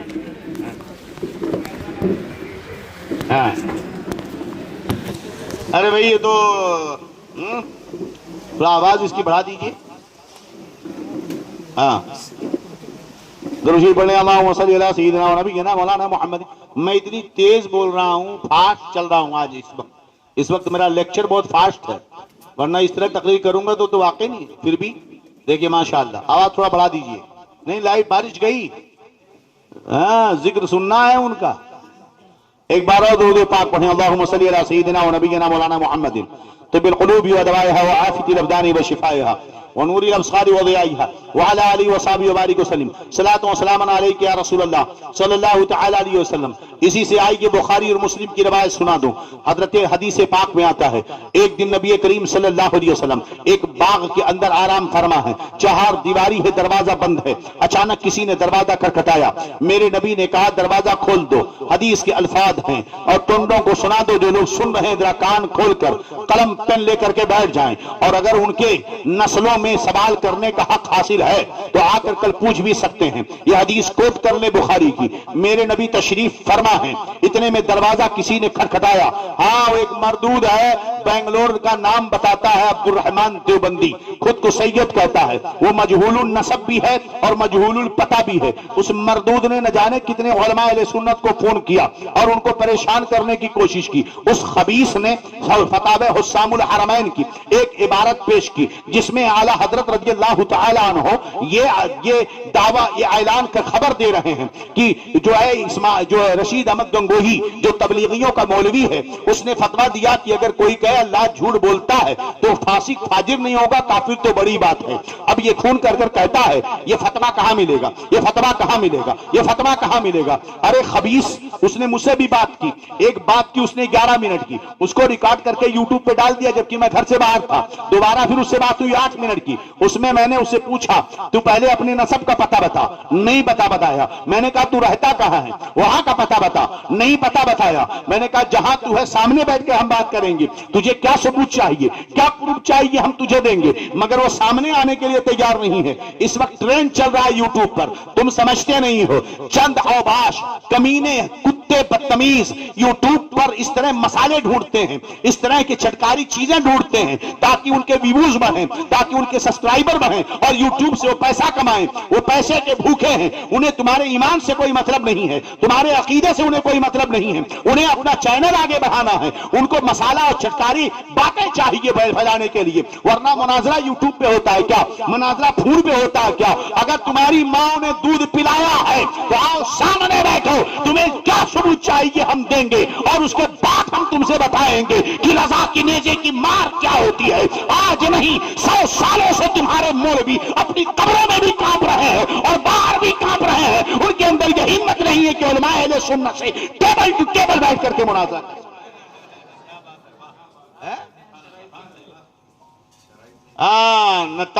न तलवार उठेगी न तीर तुझसे, ये बाजू मेरे आजमाए हुए हैं। हाँ, ये बदतमीज कहीं की हदीसें याद रखो। चलो बात कुछ दूसरी आ गई। आला हजरत ने 100 साल पहले लिखा कि एक फतवा हमने ऐसा देखा है। अब भाई फतवा देखा, लिख दिया। अब फतवा मशहूर होता है तो आदमी उस पर तवज्जो नहीं देता। आज उनकी नस्लों की नस्लें खड़ी होकर पूछती फतवा दिखाओ। हमने कहा जब फतवा पेश किया था, तुम्हारे बाबे जो मर के कब्र में सड़ गल गए हैं, उन्होंने क्यों नहीं पूछा? अगर पूछा है तो दिखाओ, पूछा है तो दिखाओ। रशीद अहमद गंगोही ने पूछा, फतवा दिखाओ। क्या तुम्हारे किसी मौलवी ने पूछा 100 साल पहले? आज आके हमसे पूछ रहे हो फतवा दिखाओ। तुम पहले आओ, टेबल पे बैठो, फिर तुम क्या पूछोगे। तुम्हें हम जबर भी करना जानते हैं, जेर भी करना जानते हैं, पेश भी करना जानते हैं। हाँ, वो मानूर अहमद साहब समझ गए। हाँ, वजह कहता है खजली है कि खुजली है। मैंने कहा चाहे खजली हो, चाहे खुजली हो, चाहे खिजली हो, हाँ तुझे बहुत जेर और पेश की याद है। पेश होना जानता है, जेर होना जानता है। हम खजली ही पढ़ेंगे उसको, क्योंकि हम जबर होना जानते हैं। बहरहाल ये बहस की बातें हैं, बात की कभी लुत्फ आता है। चलिए खैर, मगर उस खबीस ने वो दूसरी वाली ऑडियो नहीं डाली, वो पहली वाली। चलिए हम इन सब चीजों पे तवज्जो नहीं देते। हमारा चैलेंज है, अगर उन्होंने यकीनन उनका नसब पता है कि उनका बाप कौन है, समझ रहे हो कि नहीं, तो सामने आकर बात करें। हमारी कौम नहीं आएगी, अब हम लोग खुद लड़ेंगे। हम भूल गए अपनी कौम ना, नहीं आती। यही पर कहां है, कहां है, कहां से कहां चली की बातें माजरत चाहूंगा, हमें गुफ्तगू इस पे करनी है। आवाज कमी है, जरा डिस्टर्ब हो रहा मुझको। तो ऋषि पढ़े एक बार अल्लाहुम्मा सल्ली अला सय्यिदिना व नबिय्यिना मौलाना मुहम्मद तिबिल क़ुलूबि व दवाइहा व आफ़िकिल अब्दानि व शिफ़ाइहा व नूरिल अब्सारि व दियाइहा व अला आलिहि व सहबिहि व बारिक वसल्लम। हज़रत रसूलुल्लाह तशरीफ फरमा है। दरवाजा खटखटाया गया। मेरे नबी ने फरमाया इफ्ताह लहू व बश्शिरू बिल जन्नह। حدیث کے الفاظ دروازہ کھولو اور جو آ رہا ہے اس کو جنت کی بشارت دے دو. راوی فرماتے ہیں دروازہ کھولا گیا. حدیث کے صرف ترجمہ مت پڑھو، مطلب سمجھو. دروازہ بند ہے، دروازے کے پیچھے سے کسی نے دروازہ کھٹکھٹایا. میرے نبی تشریف فرما فرماتے افتح لہ وبشروا بالجنہ، دروازہ کھولو اور جنت کی بشارت دے دو جو آ رہا ہے. گویا کہ نبی نے اسے دیکھا نہیں، نبی نے اسے دیکھا نہیں، کہا دروازہ کھولو اسے جنت کی بشارت دے دو. دروازہ کھولا گیا تو کہتے ہیں باہر ابو بکر کھڑے تھے. کھولنے والے نے دروازہ کھولا، بشارت دی کہ نبی نے تمہیں جنت کی بشارت دی. انہوں نے اللہ کا شکر ادا کیا، آ کے مصطفیٰ کی بارگاہ میں مصافحہ کیا، بیٹھ گئے. تھوڑی دیر بیٹھے ہوئے تھے کہ اچانک پھر دروازہ کھٹکھٹایا گیا. میرے آقا نے پھر فرمایا ابر کرم کے سوئے محمد. دیکھو آج ابر رحمت جوش میں آئے. دروازہ کھولو افتح لہ وبشروا بالجنہ، دروازہ کھولو اور اسے جنت کی بشارت دے دو. میرے نبی نے دیکھا نہیں تھا دروازے کے پیچھے کون ہے. دروازہ کھولا گیا، دیکھا عمر ہے. کہا نبی نے تمہیں جنت کی بشارت دی، شکر ادا کیا، رب کا. آ کے بیٹھ گئے. تھوڑی دیر کے بعد پھر دروازہ کھٹکھٹایا گیا. میرے آقا فرماتے ہیں اب ذرا کوٹ کرنا، یاد کرنا میں کیا کہہ رہا ہوں. افتح لہ وبشروا بالجنہ علی بلوى تصیبہ. الفاظ بڑھ گئے.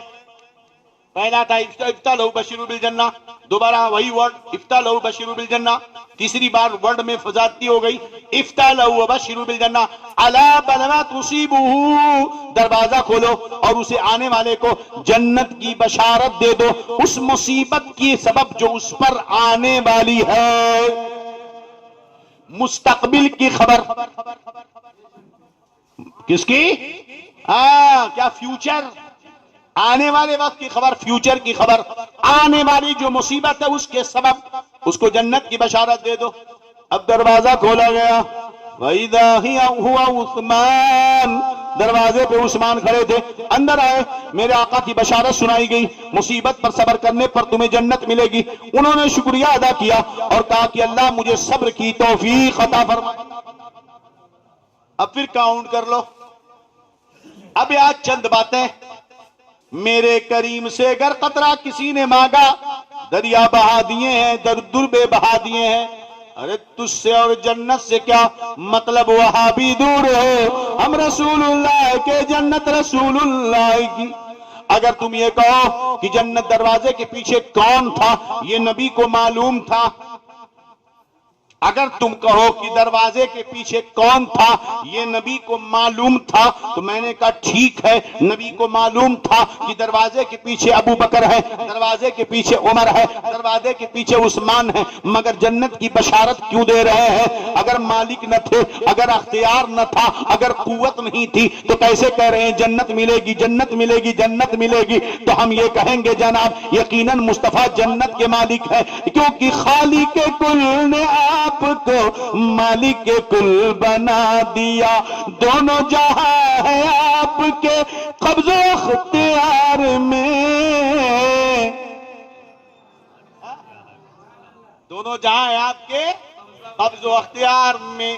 یہ تو شان ہے ان کی کہ نعمتیں بانٹتا جس سمت وہ ذیشان گیا، ساتھ ہی منشی رحمت کا قلم دان گیا.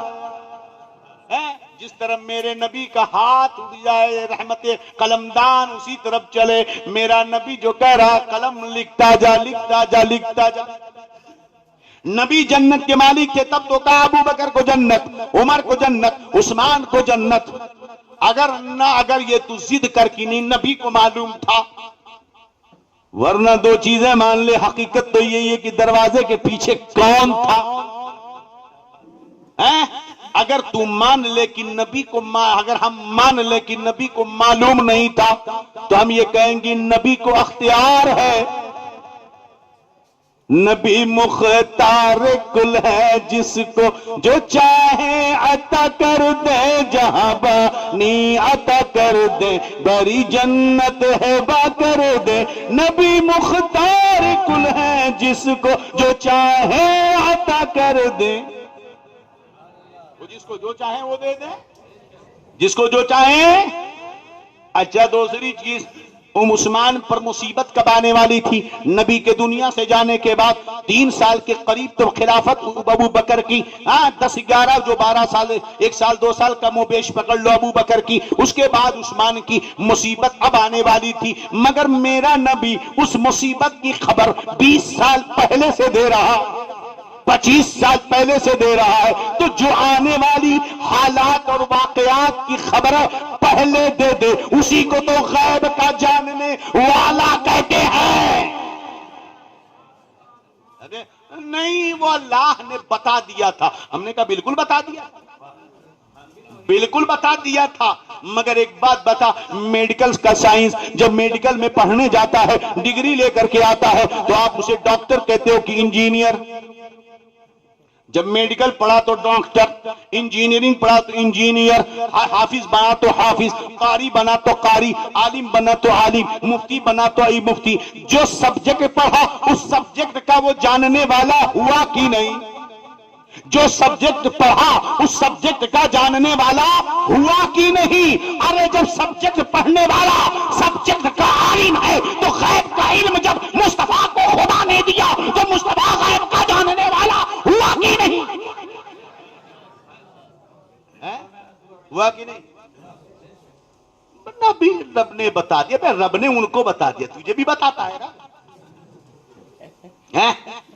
چلے میں جا کر کے جنت کا خواب دیکھنے والا بلی کے خواب میں چیتڑے نظر آتے ہیں، سمجھ رہے ہو کہ نہیں؟ تو حضرت عثمان غنی کی یہ شان، سبحان اللہ۔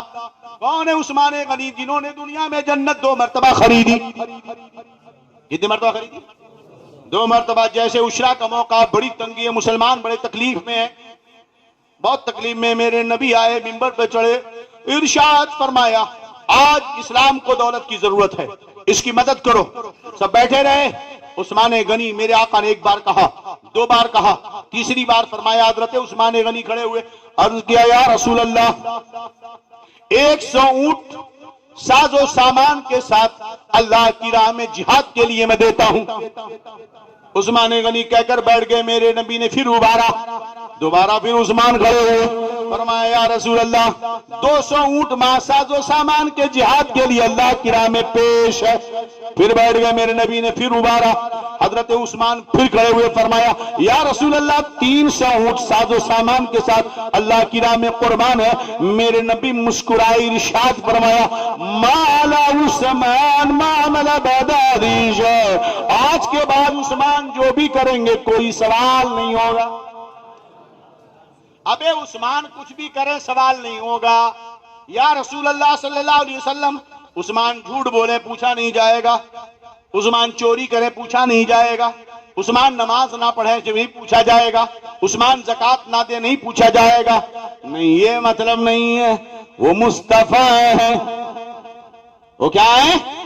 ہماری جان پہ ان کا قبضہ ہے، ہماری روح پہ ان کا قبضہ ہے، ہماری عمل پر ان کا اختیار ہے۔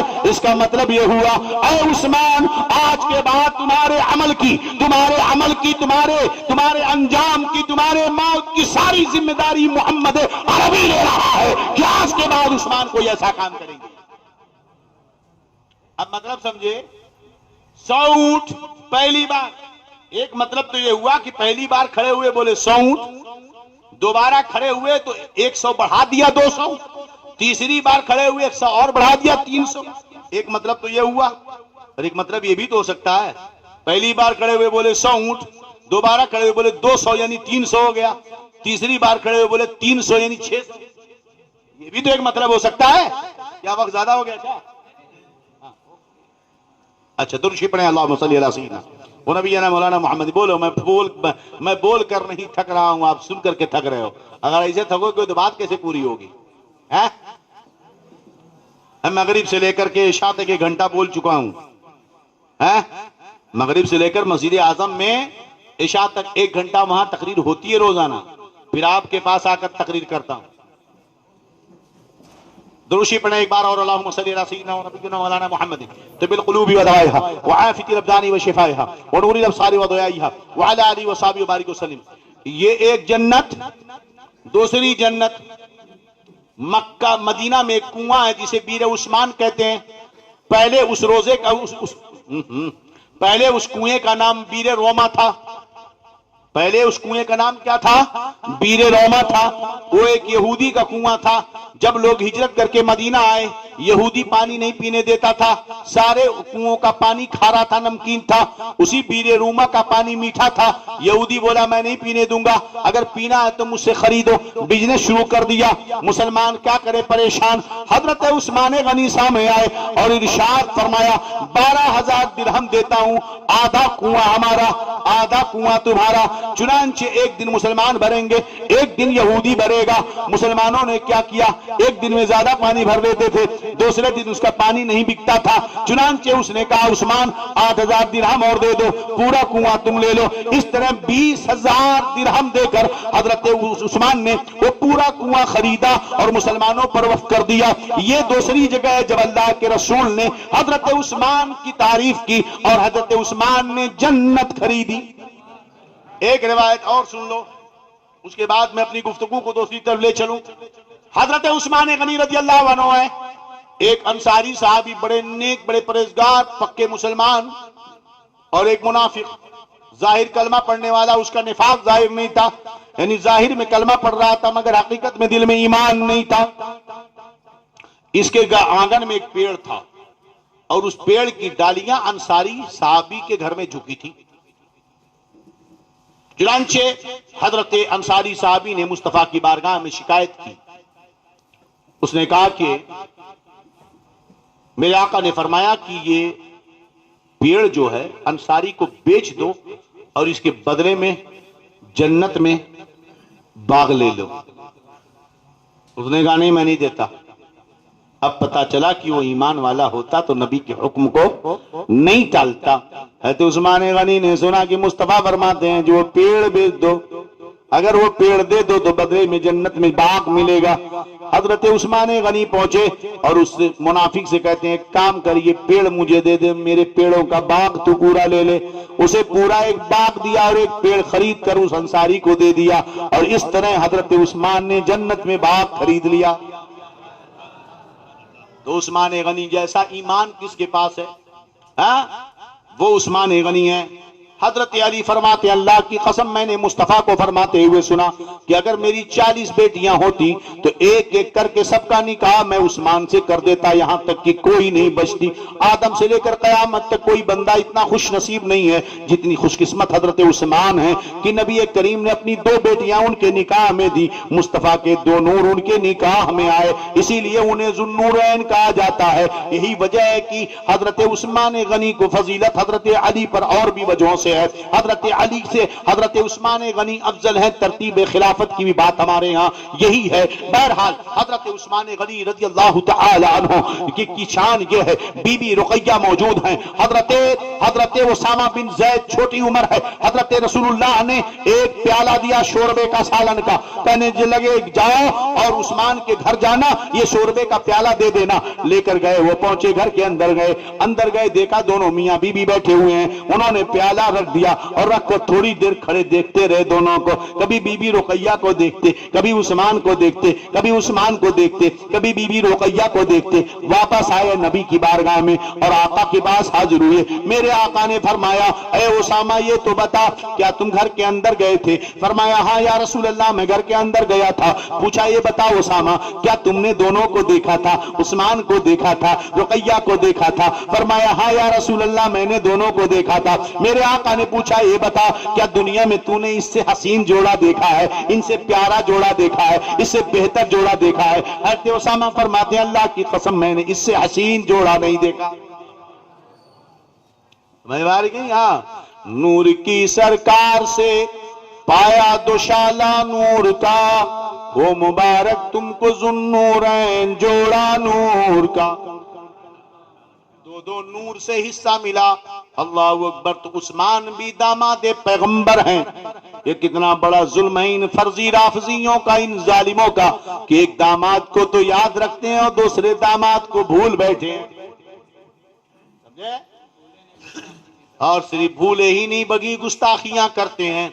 سوالوں کی بات آئے تو پہلے تو آؤ ادھر آؤ, پیارے ہنر آزمائیں, تو تیر آزما ہم جگر آزمائیں.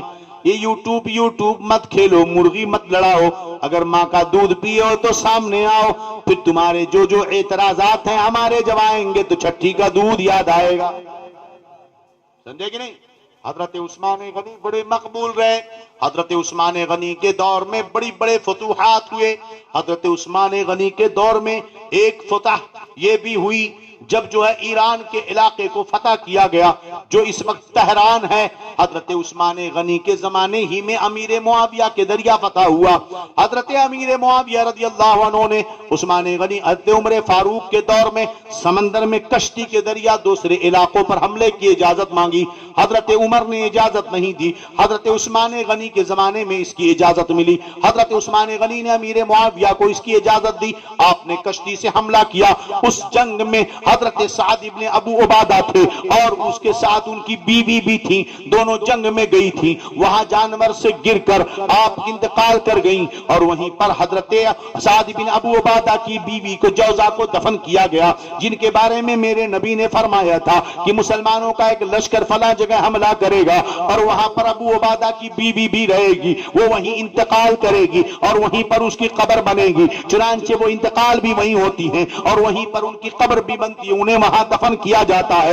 برسوں پہلے میرا نبی بتا رہا ہے کون کہاں مرے گا, کون کہاں دفن ہوگا, کون کب مرے گا, اور کوئی غیب کیا تم سے نیا ہو بھلا, جب نہ خدا ہی چھپا تم پہ کروڑ درود. عقیدہ اہل سنت مسلک اعلی حضرت میں نے کتنی دلیلیں قائم کی. حضرت عثمان غنی رضی اللہ عنہ کی مقبولیت بہت آگے تک رہی, مگر اسی درمیان میں چونکہ حضرت میں نے کل کی تقریر میں بتایا تھا کہ حضرت عمر فاروق کتنے سخت تھے, مگر حضرت عثمان بڑے نرم تھے, بڑے نرم دل تھے, رقیق القلب تھے, نوازتے بہت زیادہ تھے. ہزاروں کی تعداد میں تو عثمان غنی کے غلام موجود تھے. اللہ اکبر. حضرت عثمان غنی کا آخری دور ہے. اس دور میں کچھ جگہوں سے گورنروں کی شکایتیں آنی شروع. مصر کے گورنر کی شکایت زیادہ آئی. مصر کے لوگوں نے ایک بار شکایت کی, دو بار شکایت کی, چند بار شکایتیں کی کہ مصر کا گورنر یہاں کے لوگوں پر ظلم کر رہا ہے, یہاں کے لوگوں پر زیادتی کر رہا ہے. چنانچہ جب حضرت عثمان غنی نے توجہ نہیں دی تو سارے کے سارے لوگ حضرت عائشہ کے پاس آئے, حضرت علی کے پاس آئے, اور آنے کے بعد حضرت عائشہ اور حضرت علی سے شکایت کی کہ ہم نے عثمان غنی کو بار بار شکایتیں کی مگر عثمان غنی ہماری شکایت پر توجہ نہیں دیتے. یہاں تک ایک مرتبہ معاملہ اتنا بگڑا کہ کچھ لوگ جو حضرت عثمان غنی کے پاس وہاں کے گورنر کی شکایت لے کر آئے تھے, جب شکایت کر کے واپس مصر گئے تو مصر کے گورنر نے ان لوگوں کو قتل کروا دیا. اتنا بڑا ظلم بڑھا تو حضرت علی, حضرت عثمان, حضرت علی اور حضرت عائشہ نے پیغام بھیجا. حضرت علی بھی حضرت عثمان غنی کے پاس گئے. 500 لوگ مصر سے مدینہ آئے اور سب نے یہ شکایت کی کہ مصر کا گورنر ظلم کر رہا ہے, اسے گورنر سے ہٹایا جائے, اس کی جگہ کوئی اچھا آدمی گورنر بنایا جائے. حضرت عثمان غنی نے کہا اچھا ٹھیک ہے, تم لوگ اپنے میں سے کسی کو اپنا گورنر بنا لو جو تم کو پسند ہو, میں اس کو وہاں پر فکس کر دوں گا اور اسے گورنری سے ہٹا دوں گا. حضرت عثمان غنی کا پیغام جب ملا, مصر کے لوگوں نے آپس میں مشورہ کیا اور مشورہ کرنے کے بعد حضرت سیدنا ابو بکر صدیق رضی اللہ عنہ کے بیٹے ہیں محمد ابن ابو بکر, ان کو انہوں نے کہا کہ ہمارے مصر کا گورنر بنا دیا جائے. محمد ابن ابو بکر کے گورنر کا فیصلہ ہو گیا. عثمان غنی نے لیٹر لکھا, مہر لگا دی کہ تم جاؤ مصر کے گورنر ہو, اور مصر کا جو گورنر تھا اس کو لیٹر لکھا کہ تم کو گورنری سے ہٹایا جاتا ہے, تمہاری جگہ محمد ابن ابو بکر اب مصر کی حکومت کو سنبھالیں گے. ادھر محمد ابن ابو بکر 500 مصریوں کو لے کر راستے سے گزر رہے ہیں, مدینہ سے مصر جا رہے ہیں. ابھی ایک جگہ رکے تھے, دوسری جگہ پڑاؤ ڈالا تھا. انہوں نے دیکھا کہ تھوڑی دوری پر ایک سانڈنی پر ایک بندہ بہت تیزی سے بھاگ رہا ہے. بھاگنے کا انداز شبہ میں ڈال رہا تھا. لوگوں نے گھوڑا دوڑایا اور پکڑ کر اس کو لے کر کے آئے. جب سامنے آیا تو دیکھ رہے ہیں کہ یہ سانڈنی حضرت عثمان کی ہے, یہ غلام حضرت عثمان کا ہے. اس کے جھولے کی تلاشی لی گئی, اس نے چھپانا چاہا, جھولے کو تلاشی لی گئی تو اس میں ایک لیٹر ملا جس پر لکھا ہوا تھا سل مہر, لیٹر حضرت عثمان کا, سل حضرت عثمان کی, سائن حضرت عثمان کی, مگر لیٹر میں لکھا ہوا تھا کہ محمد ابن ابو بکر مصریوں کے ساتھ جب مصر پہنچے تو اے مصر کے گورنر, تم محمد ابن ابو بکر کو داؤ پہ چل کر کے قتل کر دینا, تم گورنر بنے رہنا, میں دوسرا حکم دوں گا تب اس پر عمل کرنا. اب دو لیٹر ہیں, ایک طرف محمد ابن ابو بکر کے پاس حضرت عثمان کا لیٹر ہے کہ تم جاؤ مصر کے گورنر بن جاؤ, میں گورنر کو ہٹا رہا ہوں. دوسری طرف ایک لیٹر ایک چوری کا پکڑا گیا جس میں لکھا ہوا ہے کہ اے مصر کے گورنر, یہ محمد جو جا رہا ہے میرا لیٹر لے کر کے, محمد ابن ابو بکر, اس کو قتل کر دو اور تم گورنر بنے رہنا. ظاہر سی بات ہے ماحول خراب ہونا ہے. حضرت عمر جا چکے ہیں, اب فتنہ داخل ہو رہا ہے بڑی تیزی کے ساتھ, حالات بڑے خراب ہو گئے. سب نے مصر جانا چھوڑا, اس غلام کو پکڑا, باندھ کر لے کر آئے عثمان غنی کے دربار میں. پورے مدینہ میں ہنگامہ, صحابہ جمع ہو گئے, سارے کے سارے لوگ جمع ہو گئے.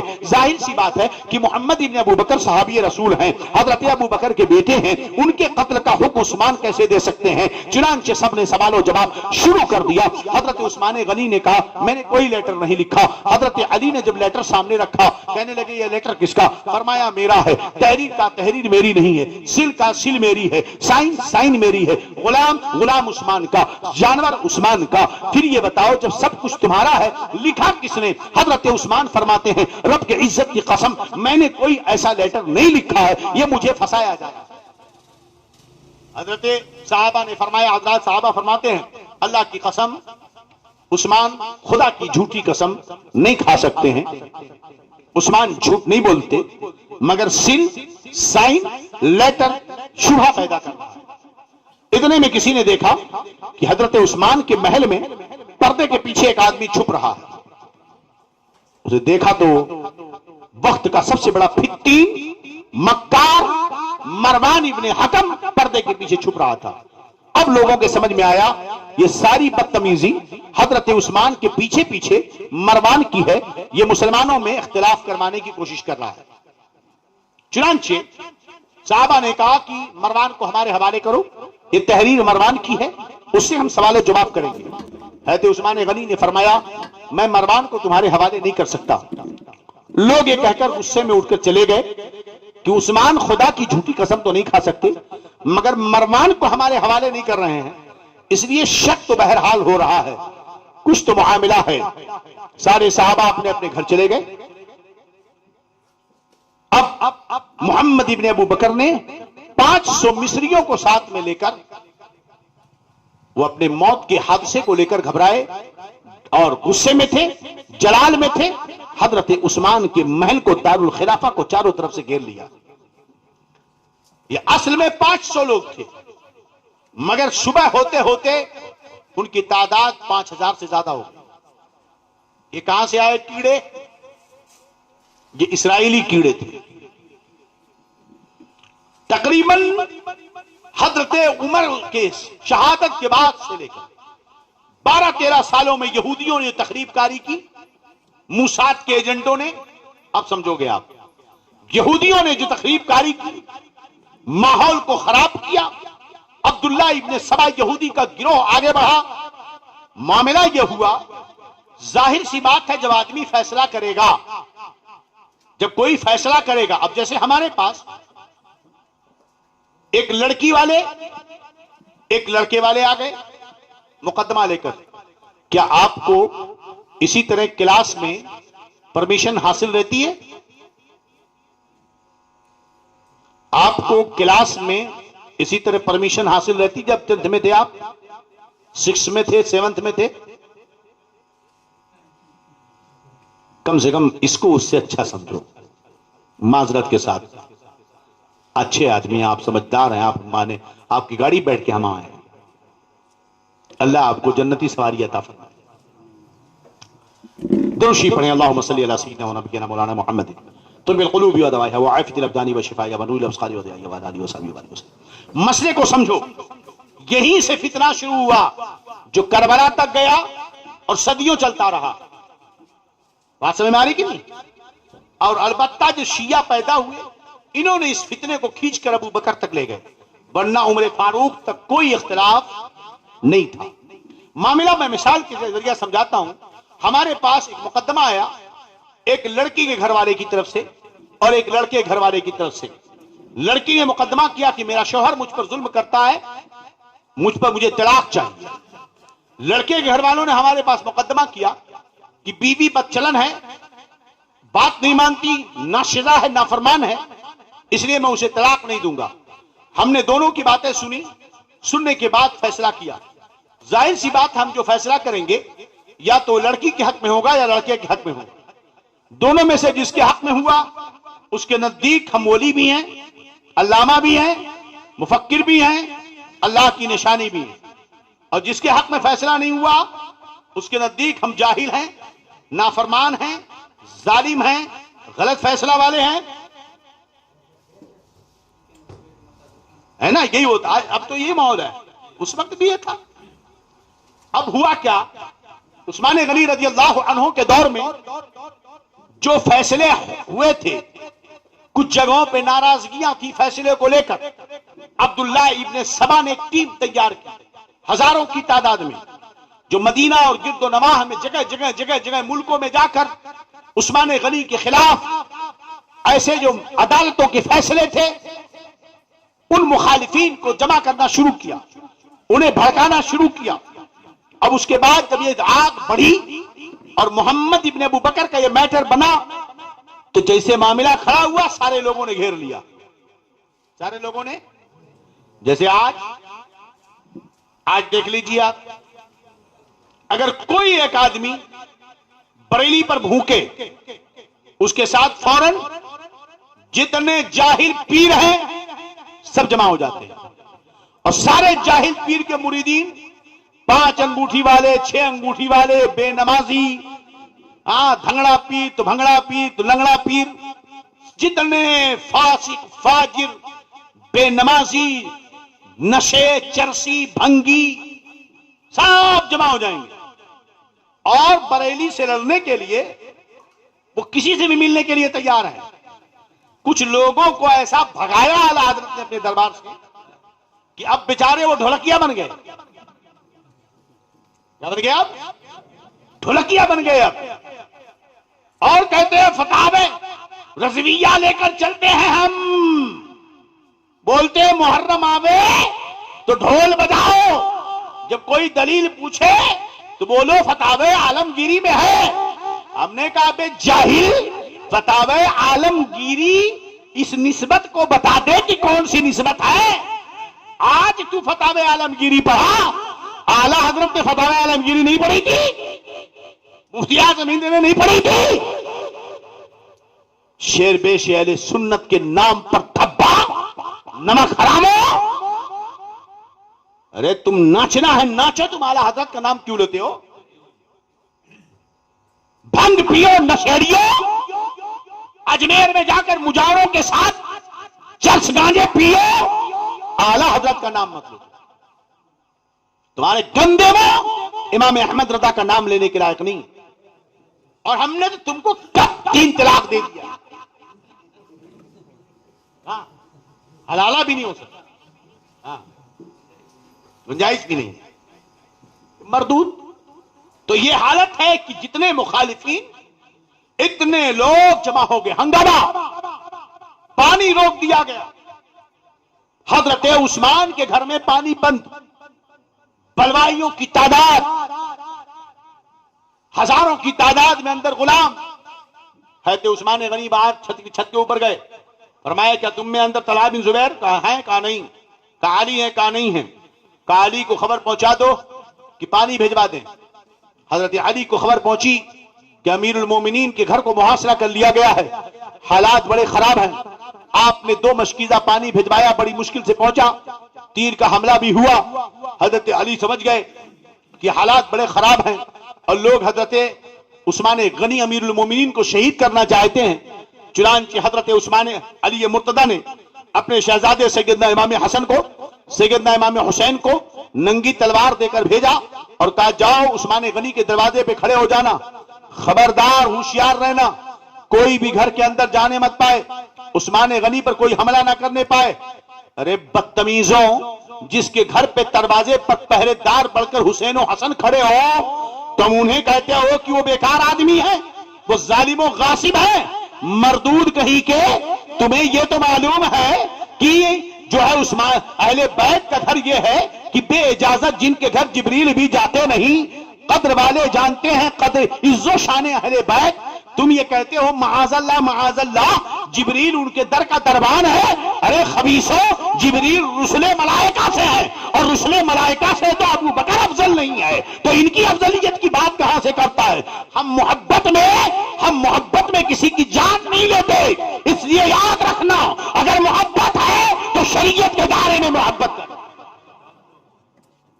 सोच जरा, इमाम हसन हुसैन उस्मान गनी के दरवाजे पे खड़े हैं पहरेदार बनकर, और आगर है अली मुर्तजा मौला मुश्किल कुशा का। दीगर साहबा ने देखा, उन्होंने अपने भी औलादों को भेजा।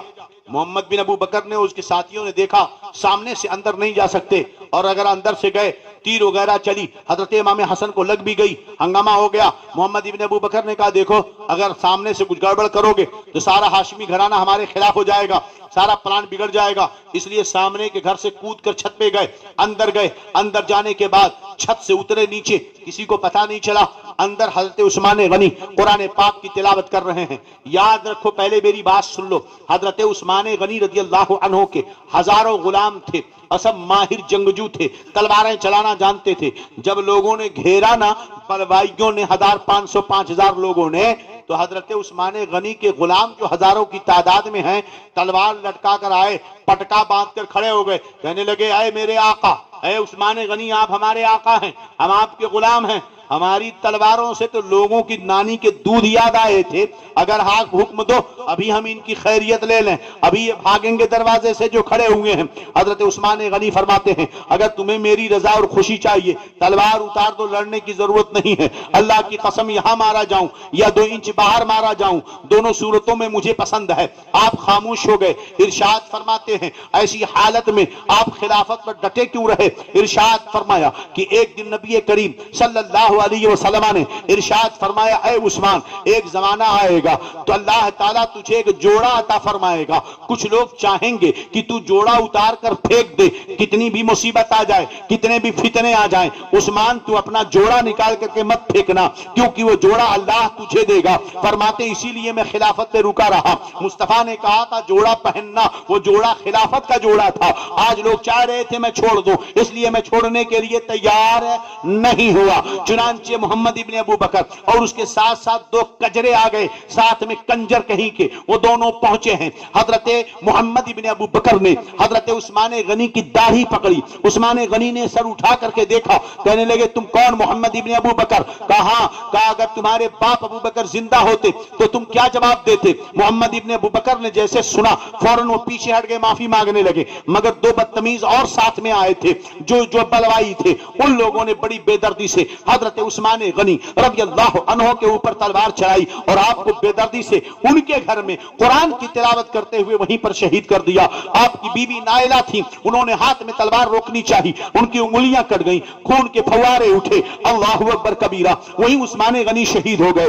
और यहां उनकी बीवी ने शोर तो मचाया, मगर चूंकि बलवाइयों ने घर के बाहर जो हंगामा कर रखा था, आवाज किसी ने नहीं सुना। हजरत नाइला अब जब शहीद हो गए, मोहम्मद इब्न अबू बकर कूद के भागे, वो दोनों कूद करके भाग गए और नाइला बाहर आई, उन्होंने आवाज दी कि लोगों जान लो अमीरुल मोमिनीन उस्मान गनी को शहीद कर दिया गया है। इतना सुनना था, हजरत अली भागे भागे आए, दीगर सहाबा भागे भागे अंदर आए। हजरत अली जैसे दरवाजे पर पहुंचे, हजरत इमाम हसन हुसैन को सामने बुलाया और खींच कर एक थप्पड़ हजरत इमाम हसन को मारा और एक घूसा इमाम हुसैन के सीने पे मारा और कहने लगे दरवाजे पर तुम खड़े थे, बताओ कैसे उस्मान गनी शहीद किए गए? हजरत इमाम हसन हुसैन ने कहा बाबा जान हम दरवाजे पे तो खड़े थे, مگر یہ شہید کرنے والے دروازے سے نہیں گئے ہیں، لگتا ہے بغل سے کود کر گئے ہیں، اندر گئے۔ حضرت علی نے حضرت نائلہ اندر جا کر حضرت نائلہ سے پوچھا یہ بتاؤ کس نے شہید کیا ہے؟ وہ کہتی ہیں میں دو لوگوں کو پہچان تو نہیں پائی مگر محمد ابن ابو بکر کو پہچانی، وہ اندر آئے تھے۔ محمد ابن ابو بکر کو حضرت علی نے بلایا،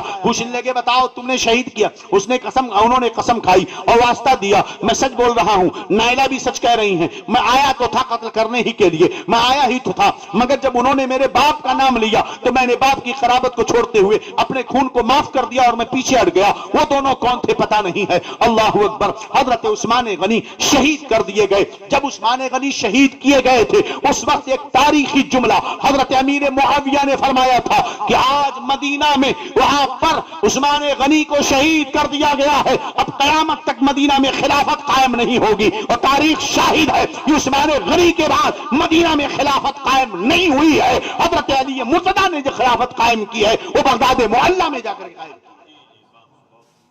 کی۔ عثمان غنی اپنے گھر میں شہید کر دیے گئے۔ یہ شہادت کوئی معمولی نہیں تھی۔ اللہ اکبر۔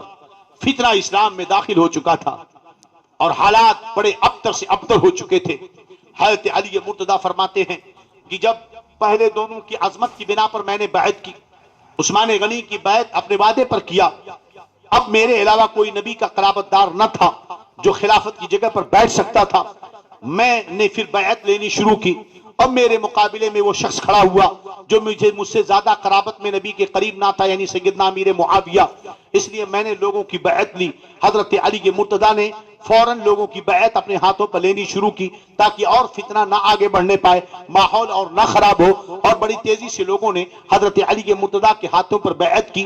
عثمان غنی رضی اللہ تعالی عنہ شہید ہو گئے، انہوں نے اپنی جان قربان کر دی، اور اس سے نبی کریم کا یہ قول حرف بحرف صادق آیا کہ جنت مبارک ہو اے عثمان اس مصیبت پر جو تم پر آنے والی ہے۔ حضرت عثمان غنی پر کیسی مصیبت آئی؟ دولت بے انتہا ہے، غلاموں کی تعداد بے انتہا ہے، مقبولیت بے بہا ہے، مگر اس کے باوجود عثمان غنی کے گھر میں انہیں گھیرا گیا، ان پر پانی ان کے گھر پہ بند کر دیا گیا۔ کون عثمان جو مصطفیٰ کے داماد ہیں؟ کون عثمان ہیں؟ ایک راوی بیان کرتے ہیں کہ نبی کریم صلی اللہ علیہ وسلم ایک مرتبہ فتنوں کا ذکر کر رہے تھے، دنیا میں فتنے آئیں گے، فتنے آئیں گے، فتنے آئیں گے۔ اتنے میں ایک آدمی گزر رہا تھا جو چہرے پر رومال لگائے ہوئے تھا۔ نبی کریم فتنے کا ذکر کرتے کرتے فرماتے ہیں اس فتنے کے دور میں یہ آدمی حق پر ہوگا۔ یہ راوی کہتے ہیں میں فوراً اٹھا، بھاگ کر گیا ان کے پاس اور ان کو پکڑ کر چہرہ نبی کی طرف کیا، اور میں نے کہا یہ ہیں جو فتنے میں حق پر ہوں گے؟ کہا ہاں یہ ہیں جو فتنے میں حق پر ہوں گے۔ کہتے ہیں جب میں نے رومال ہٹایا ان کے چہرے سے کوئی اور نہیں تھا، وہ عثمان غنی تھے۔ مصطفیٰ جان رحمت فرماتے ہیں فتنوں کے دور میں عثمان حق پہ ہوگا، عثمان نے اپنی جان کو قربان کیا۔ یہیں سے فتنوں کا ایک باب شروع ہوا جس کا ہم ذکر انشاءاللہ آگے کریں گے۔ اب یہاں پر امیر معاویہ حضرت عثمان غنی کے رشتہ دار لگتے تھے، اور حضرت علی نے لوگوں کی خلافت اپنے لیے خلافت پر لوگوں کی بیعت لینی شروع کر دی ہے۔ اب یہ فتین جو عثمان غنی کی شہادت میں شریک تھے بڑی تیزی سے ادھر ادھر بھاگ گئے، پتہ نہیں چلا یہ کون لوگ تھے۔